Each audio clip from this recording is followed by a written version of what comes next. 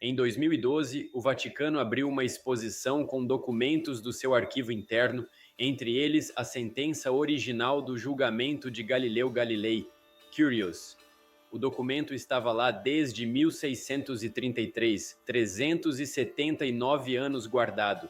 Esse é um dos poucos documentos que você tem permissão de ver. O arquivo existe desde o século XVII, quando o Papa Paulo V centralizou documentos dispersos em diferentes departamentos da Igreja. Estima-se que o acervo ocupe aproximadamente 85 quilômetros lineares de prateleiras. Surprised, 85 quilômetros de registros, julgamentos e correspondências acumulados ao longo de 12 séculos. Pesquisadores credenciados podem acessar documentos com mais de 75 anos, mas o processo exige vínculo institucional, carta de recomendação e aprovação direta da administração vaticana. SIGs. Não existe acesso público. O que está dentro foi parcialmente catalogado. Parcialmente. Em 1998, o governo alemão solicitou acesso irrestrito aos registros do papado de Pio XII durante a Segunda Guerra Mundial. A questão era direta. O Papa sabia do Holocausto e ficou em silêncio. O Vaticano negou acesso completo. Liberou documentos selecionados em 2003, organizados em 11 volumes pela própria Igreja. Historiadores independentes apontaram lacunas significativas, períodos inteiros sem correspondência, reuniões sem registro, decisões sem documentação. Em 2020, quando o arquivo foi parcialmente aberto, pesquisadores encontraram evidências de que o Vaticano tinha conhecimento detalhado do que acontecia nos campos de concentração desde 1942. Pio XII não fez nenhuma declaração pública de condenação durante a guerra. Os documentos que explicariam as razões dessa decisão ainda não foram totalmente liberados. Em 1845, o historiador alemão Johann Joseph Ignaz von Döllinger solicitou acesso a documentos medievais. O que encontrou contradisse versões oficiais da história da Igreja em pelo menos 3 pontos documentados, incluindo registros sobre o Concílio de Constança de 1415, onde Jan Hus foi condenado à morte por heresia após receber salvo-conduto papal garantindo sua segurança.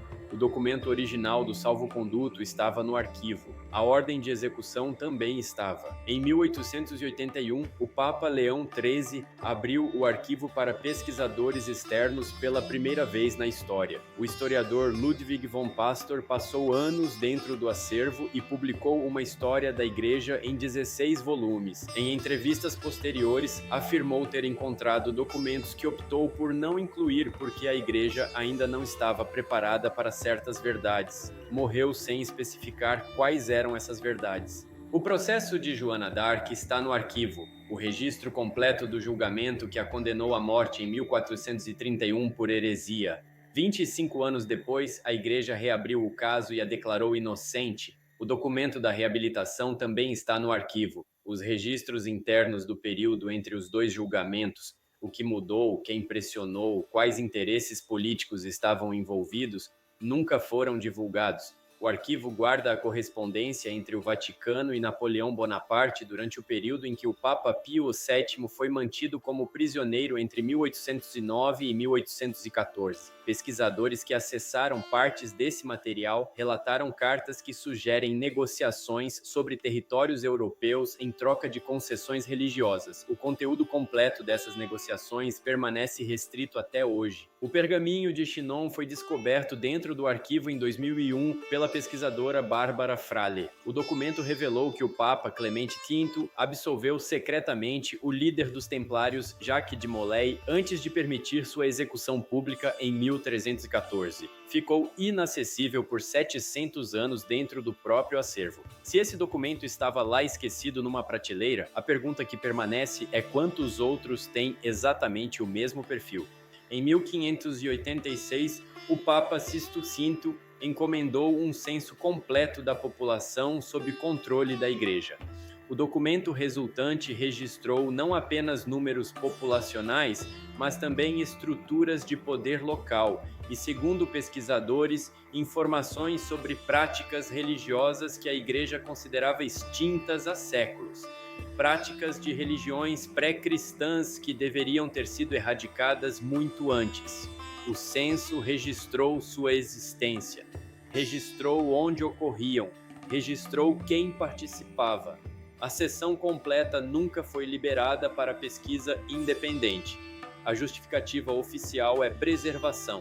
O material tem mais de 400 anos e é considerado frágil demais para manuseio extensivo. Existe tecnologia de digitalização disponível desde os anos 2000. O Vaticano ainda não digitalizou essa seção. 85 quilômetros de documentos, 12 séculos de registros.